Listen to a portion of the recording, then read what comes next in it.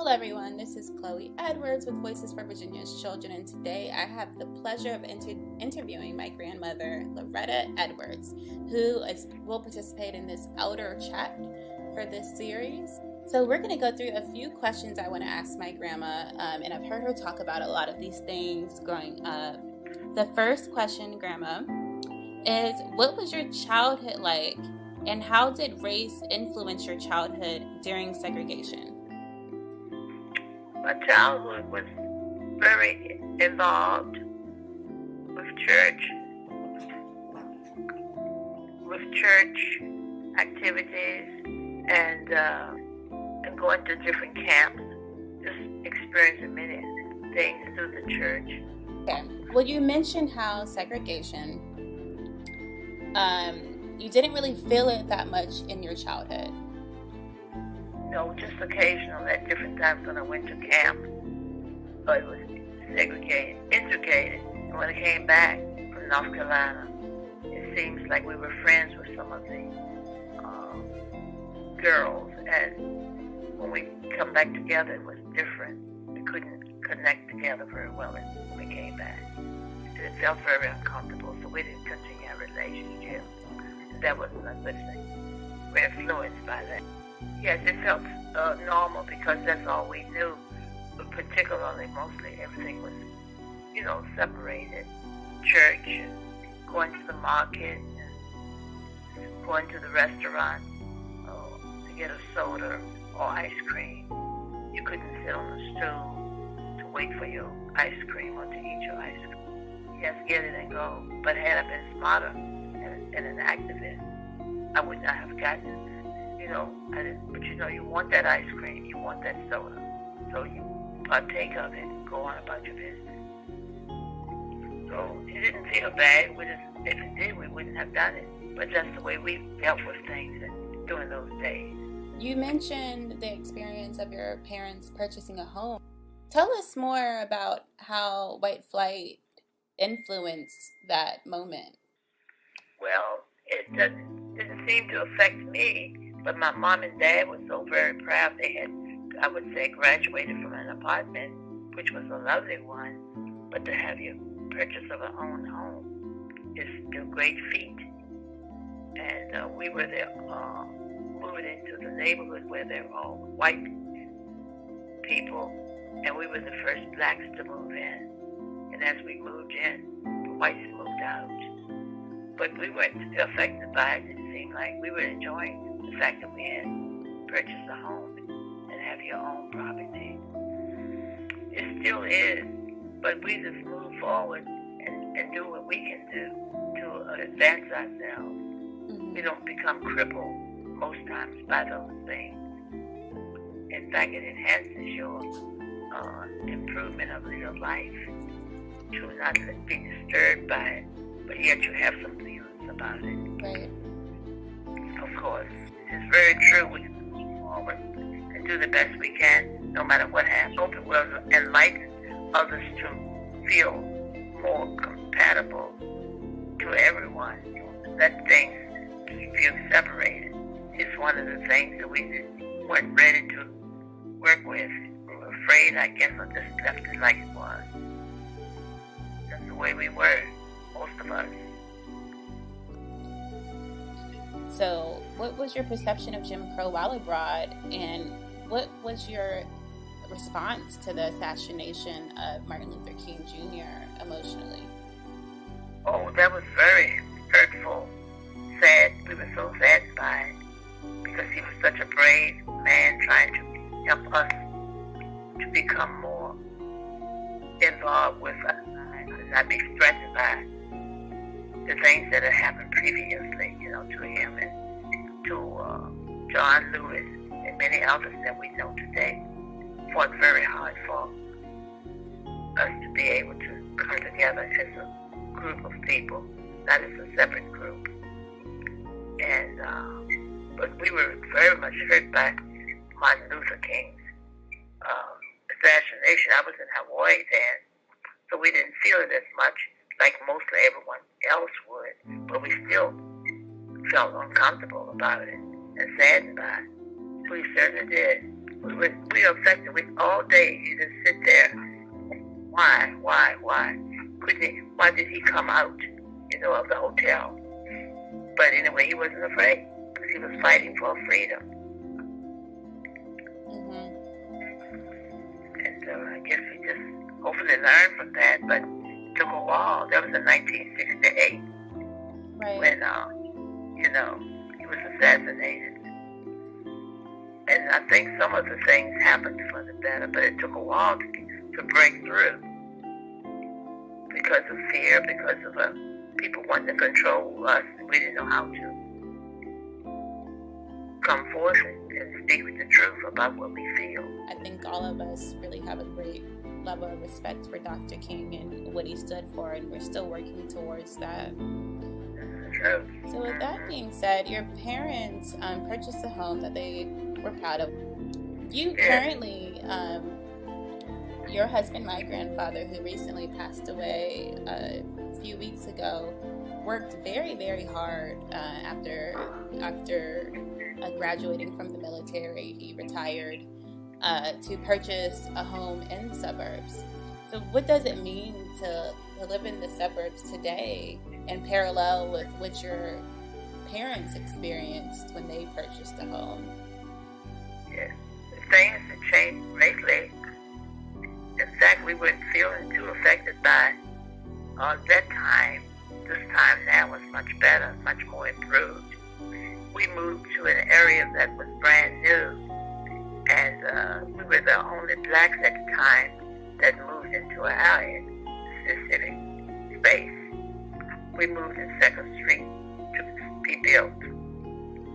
And as time goes on, we don't have many blacks today out here. But my husband wanted to live here. This is his space.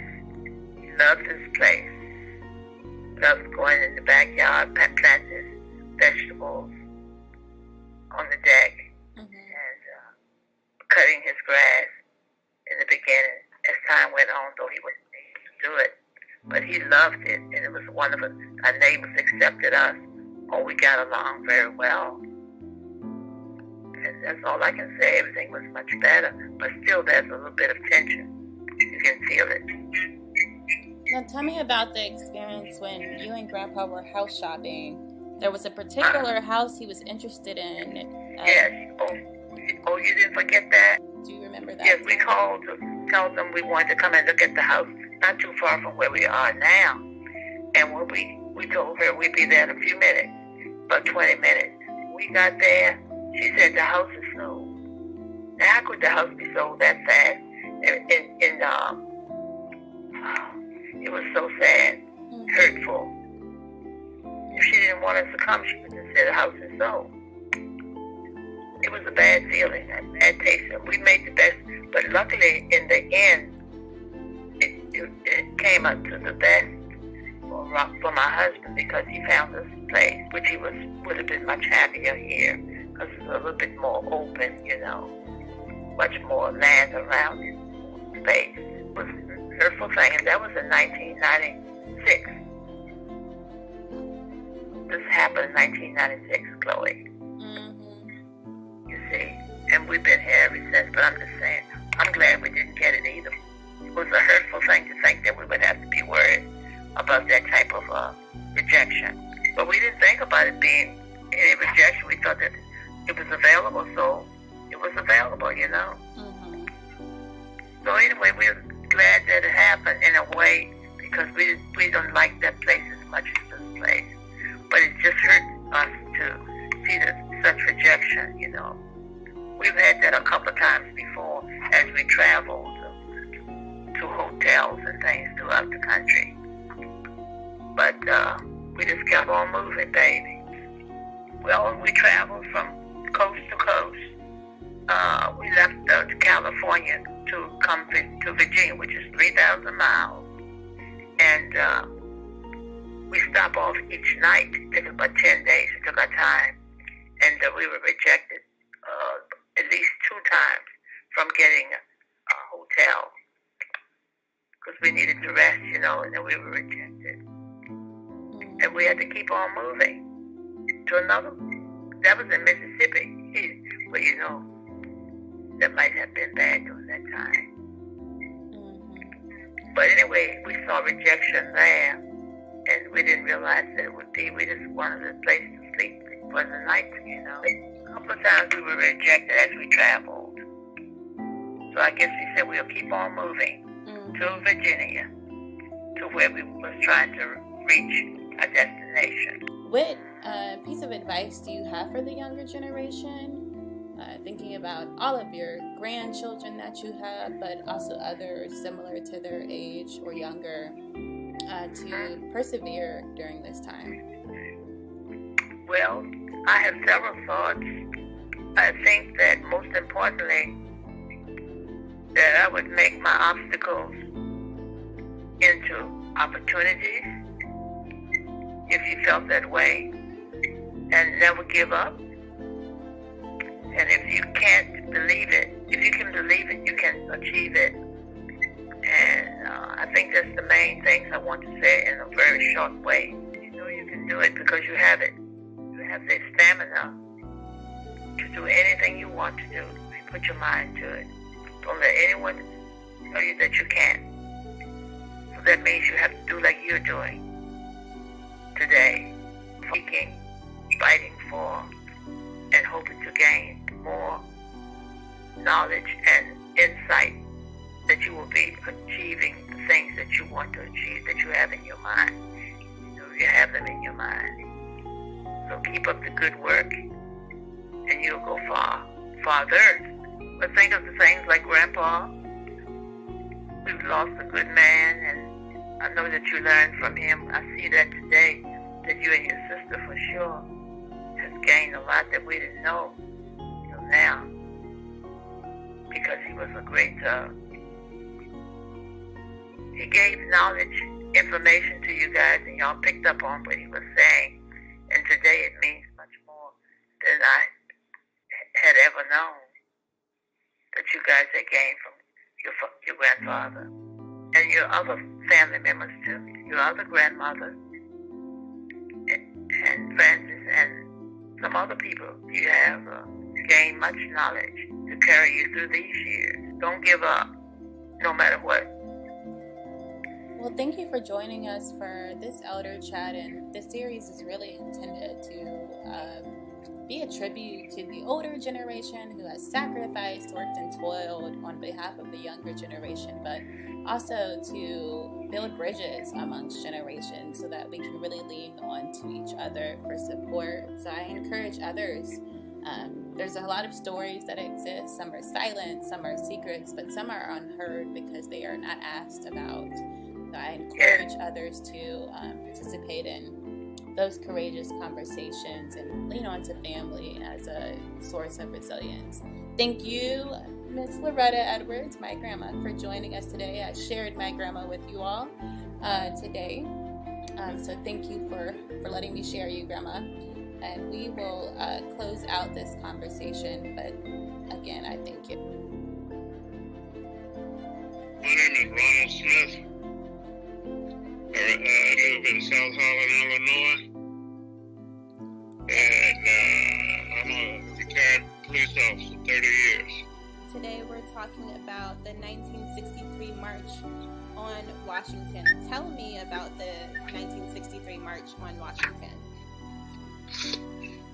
Well, a good friend of mine who I haven't seen in 20 years, he was a carpenter. We bought our tickets together. And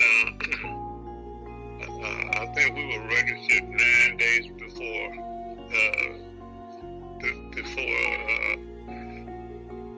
the day of going to Washington, because it had to be the day before.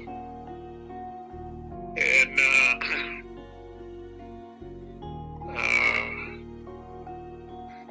I was working on the railroad, which I wasn't supposed to be working on the railroad because I was a police officer. But the money was too good. And I worked for the Pennsylvania Railroad and stayed in the league. But that was from Chicago to New York. It wasn't from Chicago and Washington. But my friend Thomas, who was a carpenter.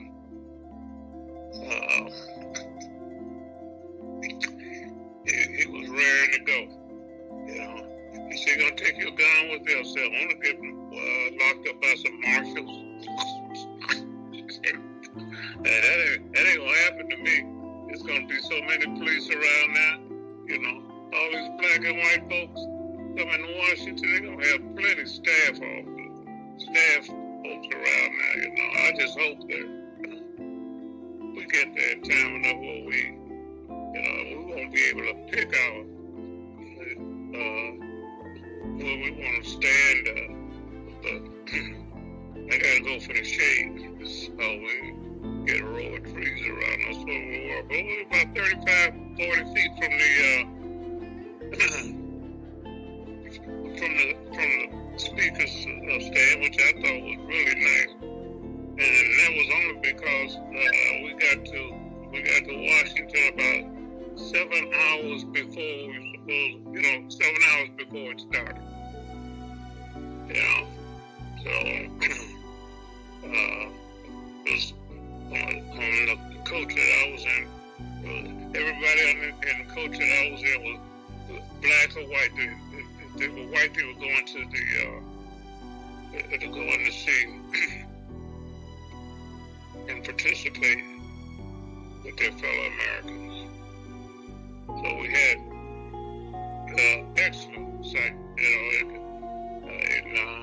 He was talking in the microphone,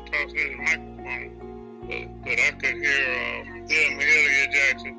I could hear Mahalia Jackson trying to whisper, but was talking kind of, look, come on, Dr. King, tell me about the dream. She had harassed him so much that he told her about the dream, which was worth hearing. So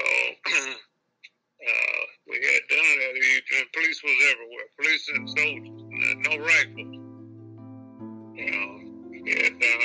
People were shaking hands, and it was a nice affair. I'll never forget it. I think just to participate, just to say that, I went to see the king. I think that's what it was. If it had been anybody else, I probably would not have gone. There had been some movie stars there. I wouldn't have gone. But I enjoyed from the beginning to the end. And it was a lot of white people there. And I ran into a couple of guys that I knew from Clarksdale, Mississippi, where my mother was born, where my grandparents lived. It was a very good thing. I was just hoping that it wasn't any scoundrels there, trying to pick up some clues and this and that.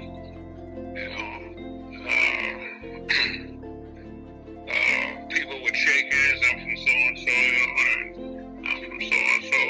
We had a nice containment coming out of Chicago, and I forget how many cars it was, and the car that I was in, or the car that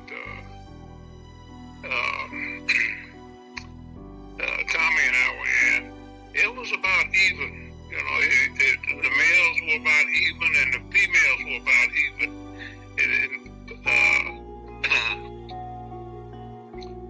He counted them. I didn't bother counting them. And that was something I didn't really need to know. But 42 years afterwards, I was doing some genealogical work in the library. And one of the persons that works in the library, he and I were pretty good friends. And he said, "Did you have the honor of going to see Dr. King?" I said, "Man, it was a privilege. I was glad I went. He said, "How much did you pay?" there's two stories about it. It was $25 round trip. Can you imagine that? $25 a round trip. I said, but I worked for the Pensy, and I didn't have to pay. And it wasn't that I was trying to hide something from my white co-workers. You know, I told them I was going. I was a friend to Philip Randolph, because where my father's restaurant was at 3949 Drexel, above the restaurant was the Pullman Porter's labor. I went down to see my father to tell him that I was going to Washington, and why I was going to Washington. He said, you may lose your job. I said, well, if I lose my job, I got the job. You know, I won't be without income. I'm still working for the police department. I didn't have to worry. I wasn't concerned. You know, and I certainly wasn't concerned about what happened on the police department, whether they knew it or not. I didn't care. You know, but they wouldn't have grounds to fire me for that. You know, I'm the type of guy that's gonna make it one way or the other. Philip Randolph is the only male I ever met that had the softest voice I ever heard a man with. And very few women had voices softer than his that I have met in my 86 years. And when he told the Southerners, because a lot of plants were in the South, you know, he said, that means colored women. So we got colored men in the military. So he dealt with Franklin Delano Roosevelt. He dealt with the former military that was head of the war in Europe. Yeah, but it was always a pleasure, you know, having a conversation with him. You know, yeah, I went to my father's restaurant to be there about 10 minutes. I was there 2 hours. He and I both were talking. You know, but the blacks were trying to organize at that time on the police department, and we got a lot of pushback. You know, got a lot of pushback from black people. Yeah, but there's been a lot of changes made. You know, a lot of changes. You know, but I have worked with guys that it really put me in a shock. You know, we were having an altercation with the police officer who was a lieutenant, sergeant, inspector. You know, the inspector was inspecting me one day at 79th and LaSalle. I was writing citations for being on the water, fire water. And I came over, and he came over and said, what beat are you on? I said, I'm on 502. He said, let me see your map. So I gave him the map, and I looked at it. He said, you're not on 502. I said, it was 502 when I got here. Yeah. I said, what are you trying to say? She said, you're trying to pull something on me. He said, but I'm going in to see your watch commander, tighten him up. I said, okay. And he said, you really shouldn't be writing those citations over here. I said, yeah, well, I don't think you're right. I believe I'm right. So I'm going to continue to do what I have to do, you know, respect people until they disrespect me. you know, and I never stepped aside to not fight. You know, I will fight.